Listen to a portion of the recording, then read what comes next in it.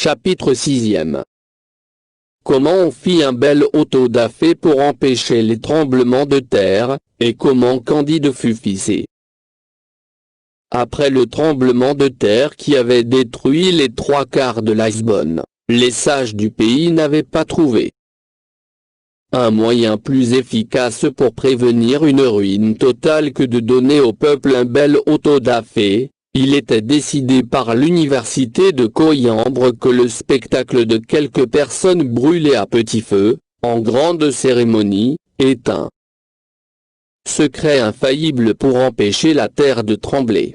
On avait en conséquence saisi un Biscayen convaincu d'avoir épousé sa commère, et deux Portugais qui en mangeant un poulet en avaient arraché le lard. On vint lier après le dîner le docteur Pangloss et son disciple Candide, l'un pour avoir parlé, et l'autre pour avoir écouté avec un air d'approbation. Tous deux furent menés séparément dans des appartements d'une extrême fraîcheur, dans lesquels on n'était jamais incommodé du soleil. 8 jours après ils furent tous deux revêtus d'un San Benito, et on orna leur tête de mitre de papier. La mitre et le San Benito de Candide était peint de flammes renversées et de diables qui n'avaient ni queue ni griffes, mais les diables de Pangloss portaient griffes et queue, et les flammes étaient droites. Ils marchèrent en procession ainsi vêtus, et entendirent un sermon très pathétique, suivi d'une belle musique en faux bourdon. Candide fut fessé en cadence, pendant qu'on chantait. Le Biscayen et les deux hommes qui n'avaient point voulu manger de lard furent brûlés, et Pangloss fut pendu, quoique ce ne soit pas la coutume. Le même jour la terre trembla de nouveau avec un fracas épouvantable. Candide, épouvanté, interdit, éperdu, tout sanglant, tout palpitant, se disait à lui-même, si c'est ici le meilleur des mondes possibles, que sont donc les autres? Passe encore si je n'étais qu'officier, je l'ai été chez les Bulgares. Mais, ô mon cher Pangloss, le plus grand des philosophes, faut-il vous avoir vu pendre sans que je sache pourquoi? Ô mon cher Anabaptiste, le meilleur des hommes, faut-il que vous ayez été noyé dans le port? Ô mademoiselle Cunégonde, la perle des filles, faut-il qu'on vous ait fendu le ventre? Il s'en retournait, se soutenant à peine, prêché, fissé, absous et béni, lorsqu'une vieille l'aborda et lui dit: « Mon fils, prenez courage, suivez-moi. » Chapitre 7e. Comment une vieille prit soin de Candide, et comment il retrouva ce qu'il aimait. Candide ne prit point courage, mais il suivit la vieille dans une masure, elle lui donna un pot de pommade pour se frotter, lui laissa à manger et à boire, elle lui montra un petit lit assez propre. Il y avait auprès du lit un habit complet. Mangez, buvez, dormez, lui dit-elle, et que Notre-Dame d'Atocha, Monseigneur Saint-Antoine de Padoue et Monseigneur Saint-Jacques de Compostelle prennent soin de vous. Je reviendrai demain.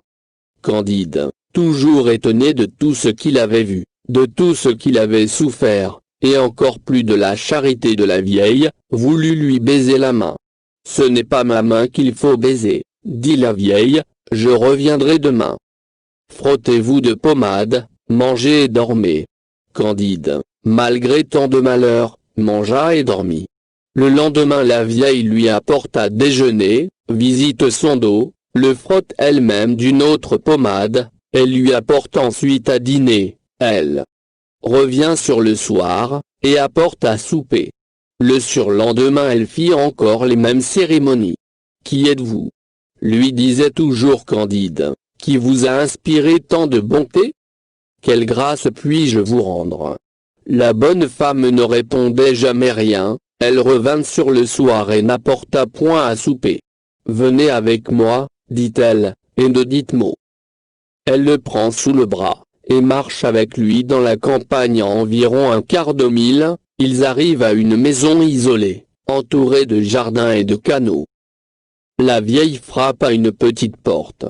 On ouvre, elle mène Candide, par un escalier dérobé, dans un cabinet doré, le laisse sur un canapé de brocart, referme la porte, et s'en va. Candide croyait rêver, et regardait toute sa vie comme un songe funeste, et le moment présent comme un songe agréable.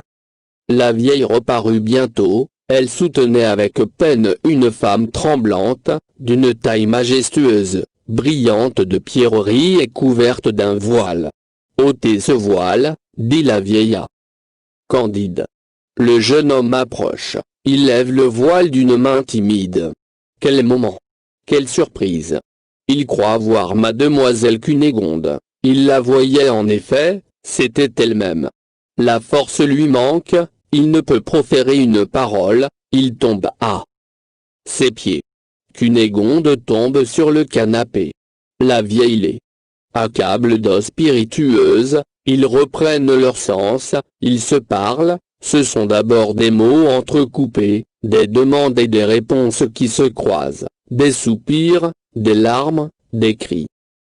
La vieille leur recommande de faire moins de bruit, et les laisse en liberté. « Quoi?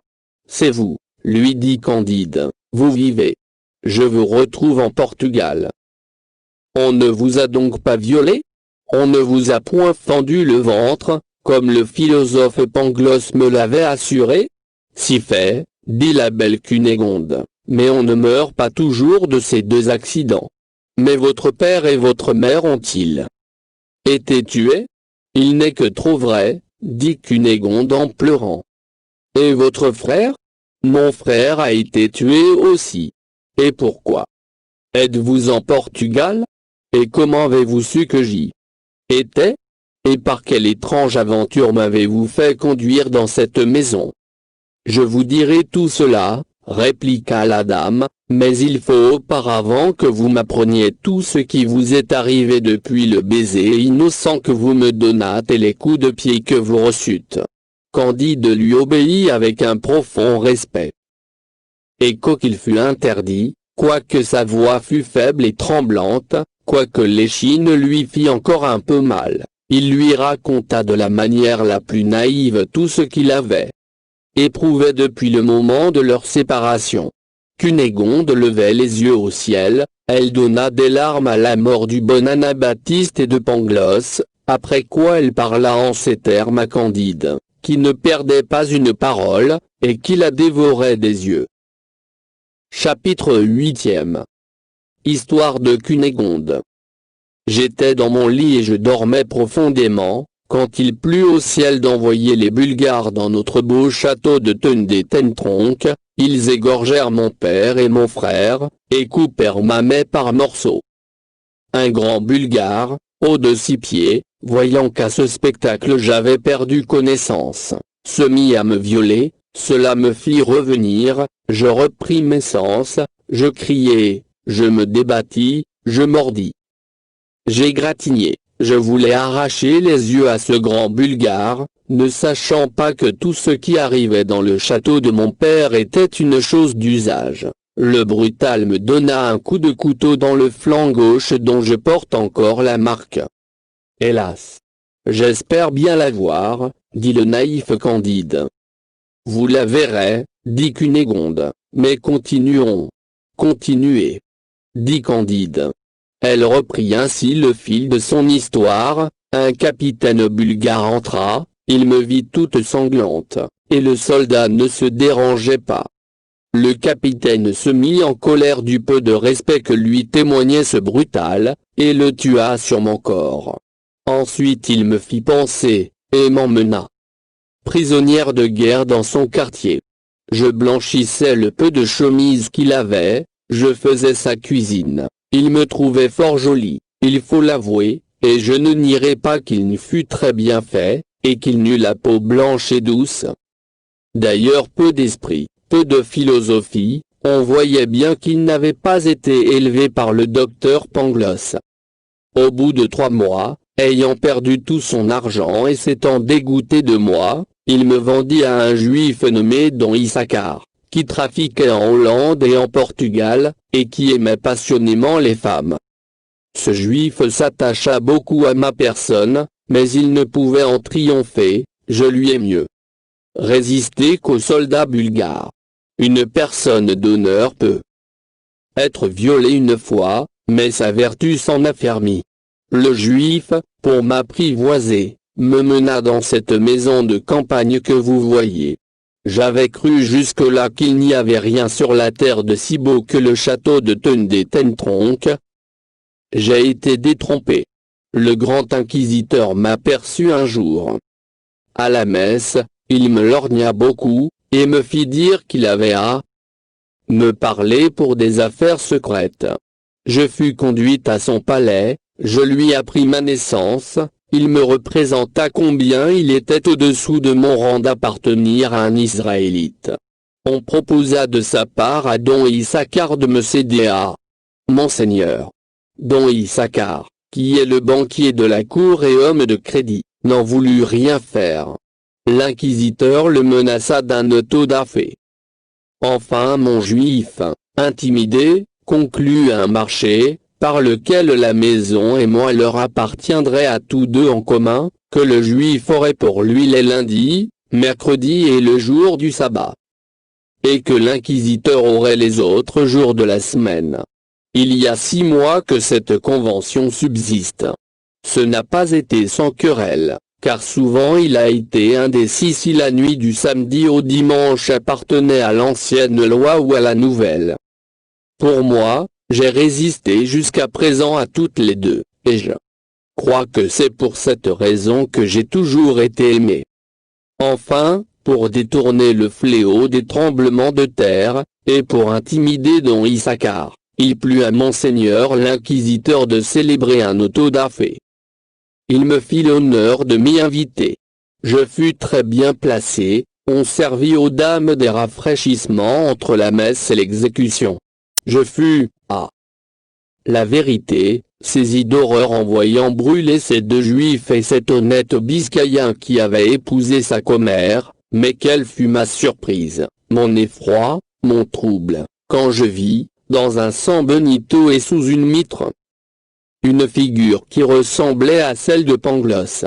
Je me frottai les yeux, je regardai attentivement, je le vis pendre, je tombai en faiblesse. À peine reprenais-je mes sens que je vous vis dépouillé tout nu, ce fut là le comble de l'horreur, de la consternation, de la douleur, du désespoir. Je vous dirai, avec vérité, que votre peau est encore plus blanche et d'un incarnat plus parfait que celle de mon capitaine des Bulgares. Cette vue redoubla tous les sentiments qui m'accablaient, qui me dévoraient. Je m'écriai, je voulus dire. Arrêtez, barbare. Mais la voix me manqua, et mes cris auraient été inutiles. Quand vous eûtes été bien ficelé. Comment se peut-il faire, disais-je, que l'aimable Candide et le sage Pangloss se trouvent à Lisbonne, l'un pour recevoir 100 coups de fouet, et l'autre pour être pendu par l'ordre de Monseigneur l'inquisiteur dont je suis la bien-aimée? Pangloss m'a donc bien cruellement trompé quand il me disait que tout va le mieux du monde. Agité, éperdu, tantôt hors de moi-même, et tantôt prête de mourir de faiblesse, j'avais la tête remplie du massacre de mon père, de ma mère, de mon frère, de l'insolence de mon vilain soldat bulgare, du coup de couteau qu'il me donna, de ma servitude, de mon métier de cuisinière, de mon capitaine bulgare, de mon vilain Don Issachar, de mon abominable inquisiteur, de la pendaison du docteur Pangloss, de ce grand miséréré en faux bourdon pendant lequel on vous fiçait, et surtout du baiser que je vous avais donné derrière un paravent, le jour que je vous avais vu pour la dernière fois. Je louai Dieu qui vous ramenait à moi par tant d'épreuves. Je recommandai à ma vieille d'avoir soin de vous, et de vous amener ici dès qu'elle le pourrait. Elle a très bien exécuté ma commission, j'ai goûté le plaisir inexprimable de vous revoir, de vous entendre, de vous parler. Vous devez avoir une faim dévorante, j'ai grand appétit, commençons par souper. Les voilà qui se mettent. tous deux à table, et après le souper, ils se replacent sur ce beau canapé dont on a déjà parlé. Ils y étaient quand le signor don Issachar, l'un des maîtres de la maison, arriva. C'était le jour du sabbat. Il venait jouir de ses droits, et expliquer son tendre amour. Chapitre 9. Ce qui advint de Cunégonde, de Candide, du grand inquisiteur et d'un juif. Cet Issachar était le plus colérique hébreu qu'on eût vu dans Israël depuis la captivité en Babylone. Quoi? Dit-il, chienne de Galiléenne, ce n'est pas assez de monsieur l'inquisiteur? Il faut que ce coquin partage aussi avec moi? En disant cela il tire un long poignard dont il était toujours pourvu, et ne croyant pas que son adverse parti eût des armes, il se jette sur Candide. Mais notre bon Vestphalien avait reçu une belle épée de la vieille avec l'habit complet. Il tire son épée, coquille et meurt fort douce, et vous étend l'Israélite 3 de mort sur le carreau, au pied de la belle Cunégonde. Sainte Vierge! S'écria-t-elle, qu'allons-nous devenir? Un homme tué chez moi. Si la justice vient, nous sommes perdus. Si Pangloss n'avait pas été pendu, dit Candide, il nous donnerait un bon conseil dans cette extrémité, car c'était un grand philosophe. À son défaut consultons la vieille. Elle était fort prudente, et commençait à dire son avis, quand une autre petite porte s'ouvrit. Il était 1 heure après minuit. C'était le commencement du dimanche. Ce jour appartenait à Monseigneur l'inquisiteur. Il entre et voit le fils et Candide l'épée à la main, un mort étendu par terre, Cunégonde effarée, et la vieille donnant des conseils. Voici dans ce moment ce qui se passa dans l'âme de Candide, et comment il raisonna. Si ce saint homme appelle du secours, il me fera infailliblement brûler, il pourra en faire autant de Cunégonde, il m'a fait fouetter impitoyablement. Il est mon rival, je suis en train de tuer, il n'y a pas à balancer. Ce raisonnement fut net et rapide, et sans donner le temps à l'inquisiteur de revenir de sa surprise, il le perce d'outre. En outre, et le jette à côté du juif. En voici bien d'une autre, dit Cunégonde, il n'y a plus de rémission, nous sommes excommuniés, notre dernière heure est venue. Comment avez-vous fait, vous qui êtes né si doux, pour tuer en 2 minutes un juif et un prélat? Ma belle demoiselle, répondit Candide, quand on est amoureux, jaloux et fouetté par l'Inquisition, on ne se connaît plus. La vieille prit alors la parole et dit, il y a 3 chevaux andalous dans l'écurie, avec leurs selles et leurs brides, que le brave Candide les prépare, madame a des moyadors et des diamants, montons vite à cheval, quoique je ne puisse me tenir que sur une fesse, et allons à Cadix, il fait le plus beau temps du monde, et c'est un grand plaisir de voyager pendant la fraîcheur de la nuit. Aussitôt Candide selle les 3 chevaux. Cunégonde, la vieille et lui font 30 000 d'une traite. Pendant qu'il s'éloignait, la sainte Hermandade arrive dans la maison, on enterre Monseigneur dans une belle église, et on jette Issachar à la voirie. Candide, Cunégonde et la vieille étaient déjà dans la petite ville d'Avacéna, au milieu des montagnes de la Sierra Moronac, et ils parlaient ainsi dans un cabaret. Chapitre 10. Dans quelle détresse Candide, Cunégonde et la vieille arrivent à Cadix, et de leur embarquement. Qui a donc pu me voler mes pistoles et mes diamants? Disait en pleurant Cunégonde, de quoi vivrons-nous? Comment ferons-nous? Où trouver des inquisiteurs et des juifs qui m'en donnent d'autres? Hélas! Dit la vieille, je soupçonne fort un révérend père Cordelier qui coucha hier dans la même auberge que nous à Badajoz, Dieu me garde de faire un jugement téméraire. Mais il entra 2 fois dans notre chambre, et il partit longtemps avant nous. Hélas! Dit Candide, le bon Pangloss m'avait souvent prouvé que les biens de la terre sont communs à tous les hommes, que chacun y a un droit égal. Ce Cordelier devait bien, suivant ses principes, nous laisser de quoi achever notre voyage. Il ne vous reste donc rien du tout, ma belle Cunégonde, pas un maravédis, dit-elle.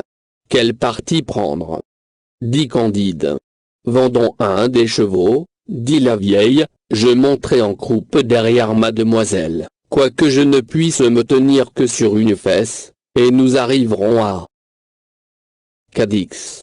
Il y avait dans la même hôtellerie un prieur de bénédictins, il acheta le cheval bon marché. Candide, Cunégonde et la vieille passèrent par Lucena, par Chila, par les Brixas, et arrivèrent enfin à Cadix.